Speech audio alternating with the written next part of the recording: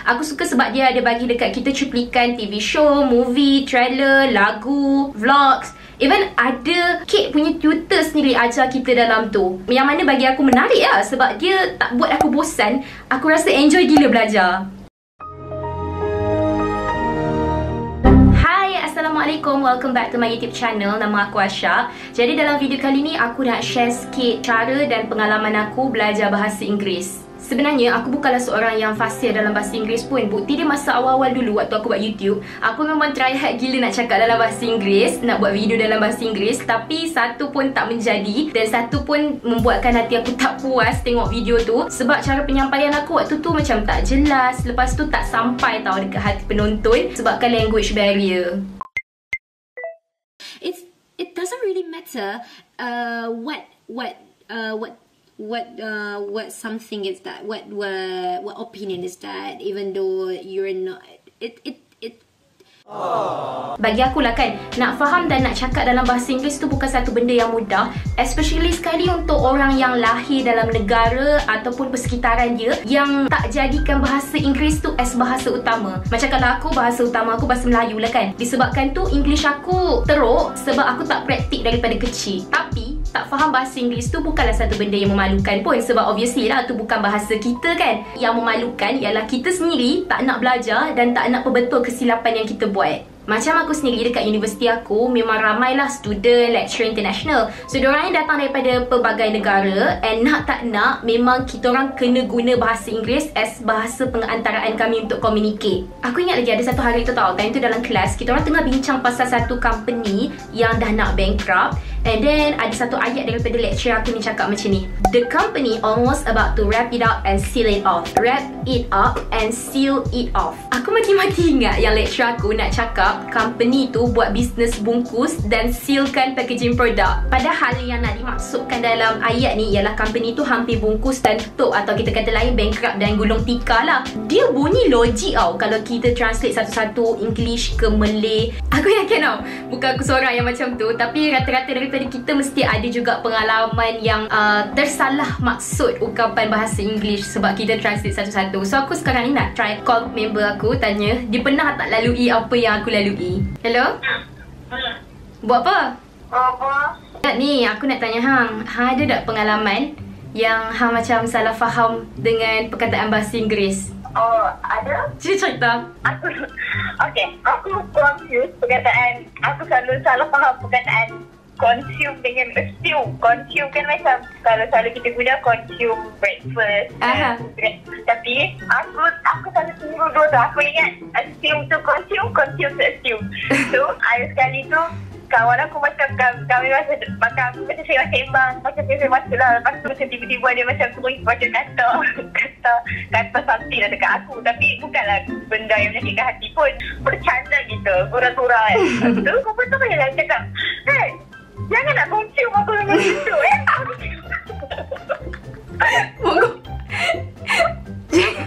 So Han nak cakap jangan nak assume lah, bukan jangan nak consume. Saya cakap, jangan suka-suka hati assume macam tu. Tapi aku consume dengan assume sampai aku macam, jangan suka nak consume aku macam tu. Tapi tu lah, lepas tu aku macam malu lah nak ambil cancel. Lepas tu saya consume perkataan tu kan. Okay, sekejap. Benda ni jadi bila? Benda ni jadi tahun lepas. Kiranya walaupun umur 19 tahun, boleh kata dah besar pun kan, tapi masih lagi kita macam ada salah-salah ungkapan-ungkapan English tu kan? Ada. tu je lah nak tanya. Rupanya Hang pun ada jugalah salah faham tu kan. Okey lah, tu je lah nak tanya Hang. Thank you. Jangan nak consume aku pelik-pelik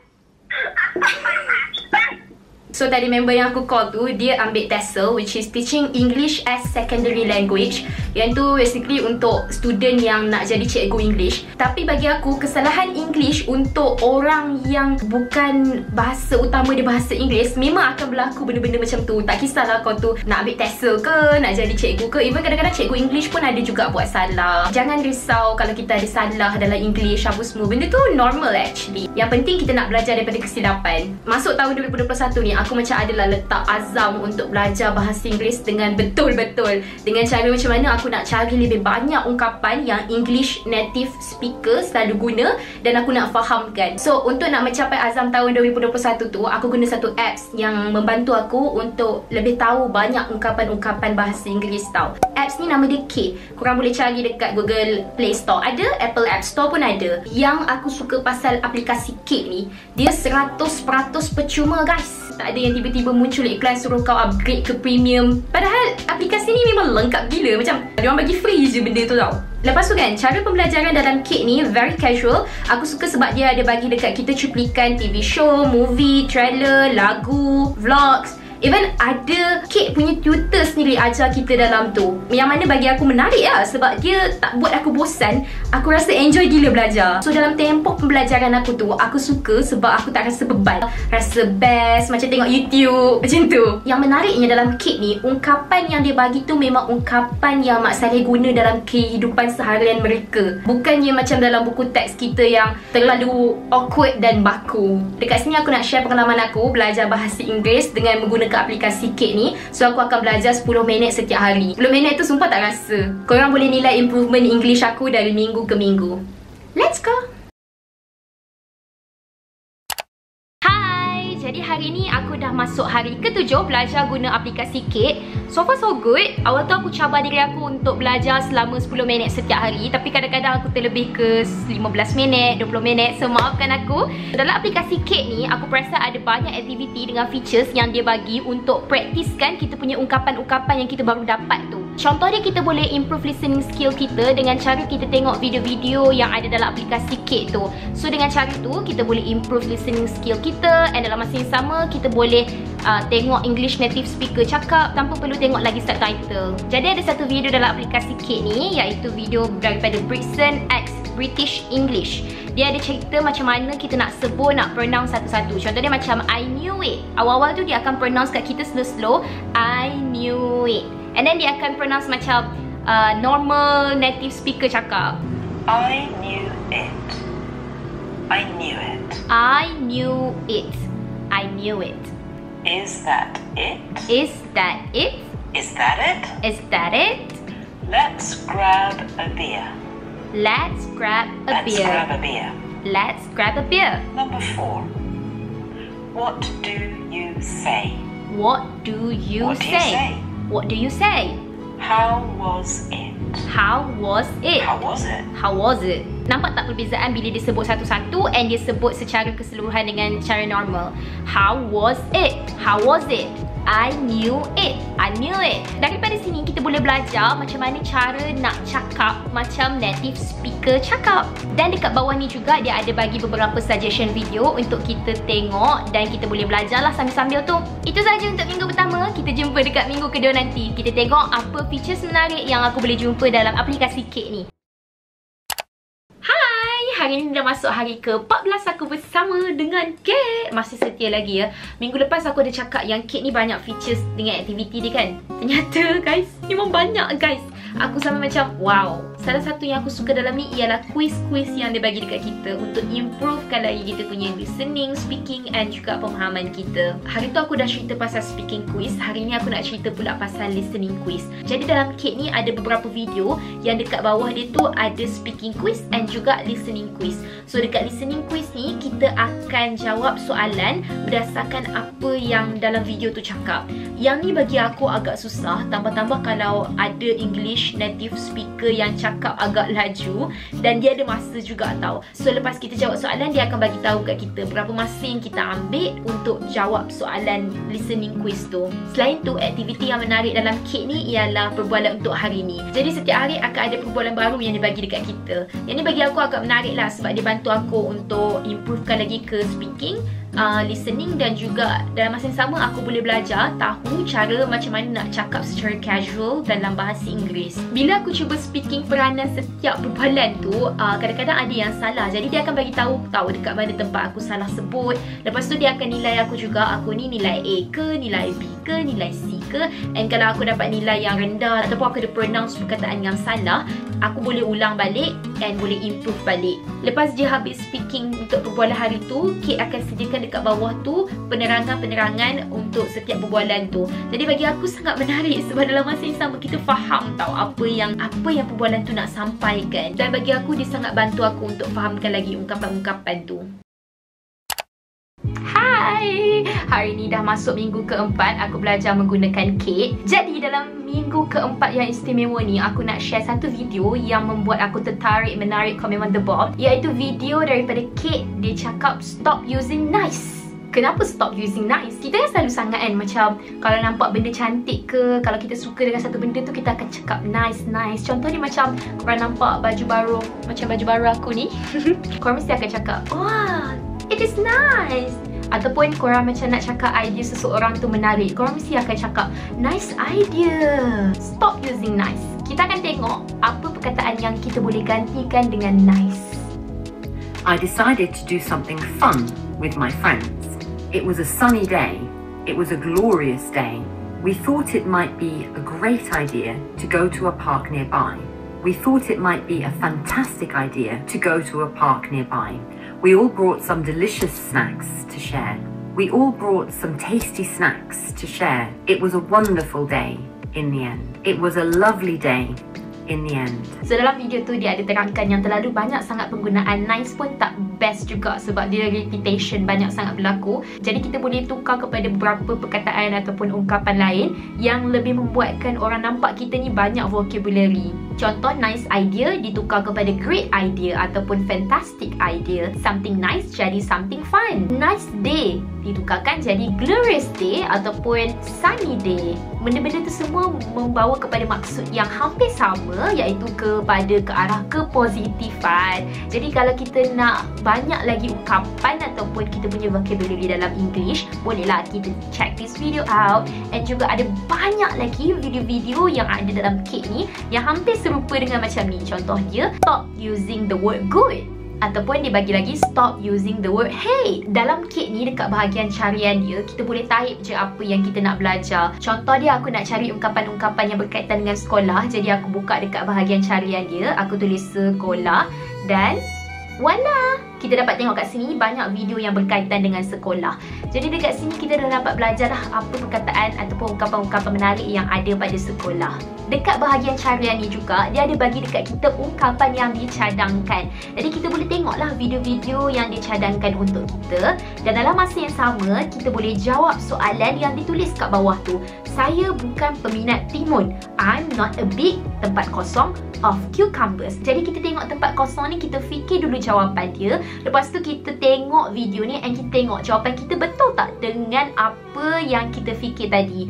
Dengan cara tu, potensi untuk ungkapan tu kekal lama dalam ingatan kita lebih tinggi. Aku ada kawan tau, dia duduk dekat UK setengah study sekarang ni. So aku nak try call dia and nak borak-borak lah, tanya dia pasal keadaan dekat UK sekarang macam mana apa semua kan. Hello. Hai Wardah, Assalamualaikum. Hi, Ashta. Waalaikumsalam. How are you? Yeah, I'm fine, thank you. What about you? Yeah, like usual, I'm fine, thank you. How's your life in the UK? It's like the usual, the weather is still unpredictable. But right now, like, spring is coming, so wildflower is starting to bloom. Wow, that's like, so cool. Here, yes. What about the COVID-19 situation there? Here, COVID-19 start to declining as people start to receive vaccine. So I think around June, COVID-19 here will be like around 100 cases. I don't know, maybe. You know, in Malaysia, the COVID-19 situation here is kind of bad. I think it's going to get better. Oh, by the way, what course did you take there? Oh, I'm taking Kaka's program and it's quite challenging. Is it something related with maths? Yes. Oh no, maths is not my thing. Yeah, everyone has their own interest, so I think this is mine. You can call it even, right? You are better in maths, but I'm better in arts. Yeah, that's right. You know what? Yesterday I went to Old Trafford and I bought a trench coat. It's a green color one. Really? You can wear it with a dress and pair it with trench coat. That's gonna be awesome. You know, people nowadays, I don't know, people nowadays love to wear something like that. I think it's a new rage. The weather here is still cold, so I think it's great to wear a trench coat. Yeah. So actually I got it on sale and it's only like £20. The actual price is around £40 something. Wow. Wow, that's a steal. You know what? Once we can travel again, I'm gonna go to the UK to meet you and shopping. Of course, we will go to shopping. I'm excited and I'm waiting for you to come here. Yeah, I'm excited too. This evening, I want to bring you guys along. I'm gonna order a drink, but I'm gonna order in English. This is my first time order in English. I'm scared. Don't forget your mask. It's COVID-19. You don't wear mask, you die. Can you recommend me one drink? Salted caramel chocolate. Okay, then I'll go with salted caramel chocolate. You want light or regular? Regular. Regular. Sugar level? Give me 70% less sugar. And ice? Normal. Normal? Yeah. You want add on anything? Can I have strawberry pudding smoothie?